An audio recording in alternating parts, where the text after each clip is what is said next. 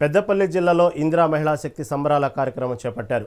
ఈ కార్యక్రమంలో మంత్రులు తుమ్మల నాగేశ్వరరావు, దుద్దిల శ్రీధర్ బాబు, సీతక్క, కోయా శ్రీహర్ష, జిల్లా కలెక్టర్, అధికారులు, ప్రజాప్రతినిధులు పాల్గొన్నారు. మీ కోరికతో వచ్చినటువంటి ప్రభుత్వం, మీ ఓటుతో వచ్చినటువంటి ప్రభుత్వం మీ కష్టాలు తీర్చేదాకా తప్పకుండా పనిచేస్తామని చెప్పి మీకు విజ్ఞప్తి చేస్తున్నాం. అదేవిధంగా నా శాఖ పరంగా కూడా కష్టమైన కార్యక్రమాలన్నీ కూడా పూర్తి చేసే బాధ్యత ఇటు ప్రభుత్వం ముఖ్యమంత్రి గారు భుజాలు వేసుకున్నారు. మేము 2 లక్షల వరకు ఉన్నటువంటి రుణాన్ని మాఫీ చేస్తామని శ్రీధర్ బాబు గారు మేనిఫెస్టోలో రాస్తే కానీ భారమే అయింది. మాకు ఒకేసారి 21,000 కోట్లు మీ ఖాతాల్లోకి జమ చేయాల్సి వచ్చింది.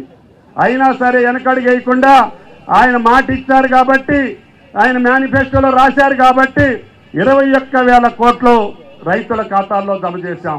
అదేవిధంగా రైతు బంధు, రైతు భరోసా కూడా ఇవ్వాలని చెప్పి ఆయన మళ్ళీ దాన్ని డబల్ చేశారు.